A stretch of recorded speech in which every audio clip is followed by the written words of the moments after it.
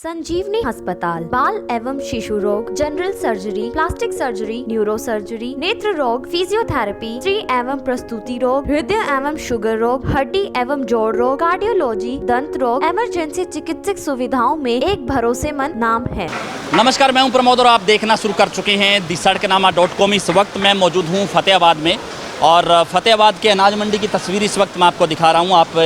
ये तस्वीरें देख रहे हैं और कल चूँकि यहाँ पे इंडियन नेशनल लोकदल की बड़ी रैली होने जा रही है जननायक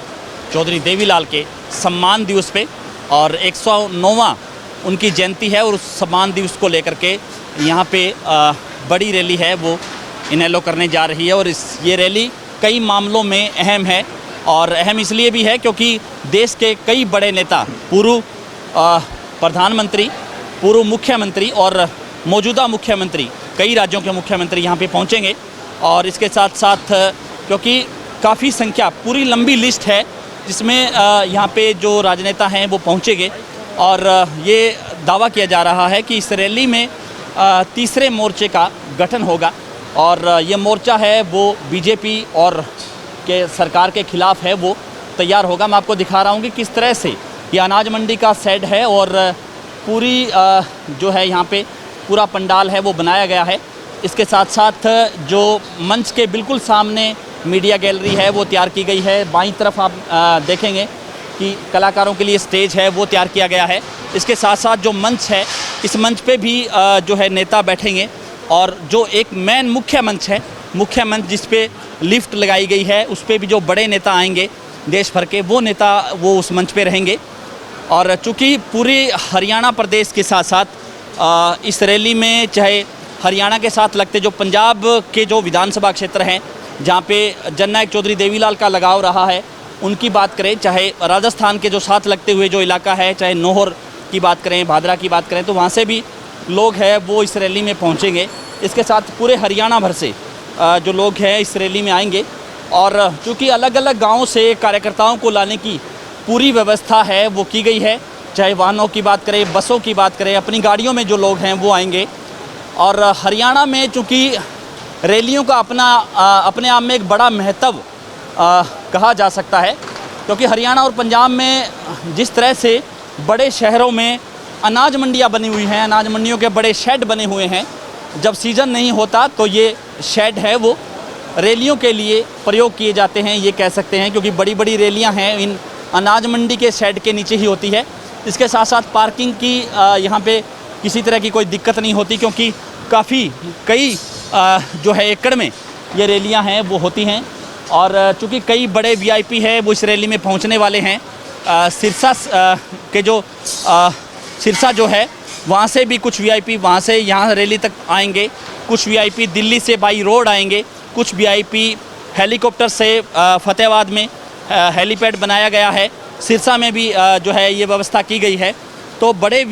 जो है ये कहूँगा कि बड़े नेता हैं वो इस रैली में पहुँचेंगे और पूरा जो है रैली की तैयारियों को लेकर के अंतिम रूप है वो दिया जा रहा है कि किस तरह से यहाँ पे मंच के आसपास फूल लगाए जाएंगे। ये डी बनाई गई है जहाँ पे हर बार क्योंकि जननायक चौधरी देवीलाल के सम्मान दिवस को लेकर के जो साल है वो तैयार होता है। मैं आपको दिखाऊँगा कि जो कलाकार है वो प्रॉपर तरीके से उसको हरे रंग में रंग के और वो जो है वो तैयार कर रहा है। फूल की व्यवस्था है वो यहाँ पे जो कारीगर हैं वो लगे हुए हैं और सैकड़ों लोग, चाहे पंडाल सजाने की तैयारियां हो, पंखे लगाने की व्यवस्था हो, क्योंकि हालांकि पंखे हैं वो लगाए गए हैं और जो ये कहूँगा कि छत वाले पंखे भी हैं और जो कुछ दूसरे पंखे हैं वो भी यहाँ पे लगाए हुए हैं। और चूँकि पूरी व्यवस्था इस शेड के साथ साथ जो मंच है उसको बढ़ाया गया है, पंडाल को आगे बढ़ाया गया है, एक्सटेंड किया गया है लगा करके आगे उसको, तो वहाँ पे भी जो लोग हैं वो बैठेंगे। और चूँकि ये जो रैली स्थल है वो फतेहाबाद के सिरसा रोड पे है और यहीं से बाईपास से जो है फतेहाबाद से यानी कि हिसार से आने वाले लोग हैं वो फतेहाबाद शहर में नहीं घुसेंगे, वो वाया बोडिया खेड़ा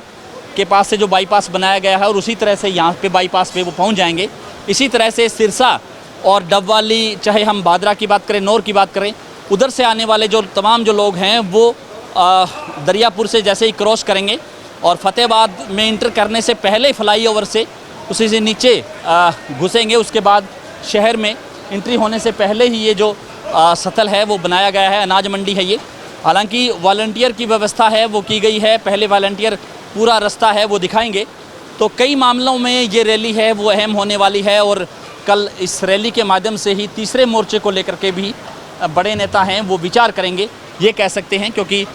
चाहे पूर्व मुख्यमंत्री ओम प्रकाश चौटाला की बात करें जो इस रैली के ये कह सकता हूँ कि संयोजक भी हैं और मुख्य वक्ता भी हैं, उनके जो है हिसाब से ये कह सकते हैं कि बड़े जो नेता अलग अलग राज्यों से यहाँ पे आएंगे तो कहीं ना कहीं एक प्रयास पहले जननायक चौधरी देवीलाल ने किया था, उसके बाद तीसरे मोर्चे का गठन हुआ और देश में सरकार बनी। उसी तरह से अब क्योंकि अब भी तीसरे मोर्चे को लेकर के अलग अलग राज्यों के जो बड़े नेता हैं जो विपक्ष में हैं उनको एकत्रित किया जा रहा है और तीसरे मोर्चे के गठन को लेकर के सुगबुगाहट है वो शुरू हो चुकी है। हालांकि इस रैली को लेकर के कल चाहे सरकार से जुड़े हुए संगठनों की हम बात करें, चाहे बड़े जो राजनीतिक पार्टियां हैं उनकी नज़र है वो इस रैली पे बनी रहेंगी। कितने लोग आएंगे और किस तरह से आएंगे वो जानकारी भी हम आपको लगातार देते रहेंगे। और कल इस रैली को आप हमारे यूट्यूब और फेसबुक पे आप इस रैली को लाइव भी देख पाएंगे। तो ज़्यादा से ज़्यादा इस वीडियो को शेयर जरूर कर दीजिए ताकि तमाम लोगों तक ये जानकारी पहुँचे। बहुत बहुत शुक्रिया।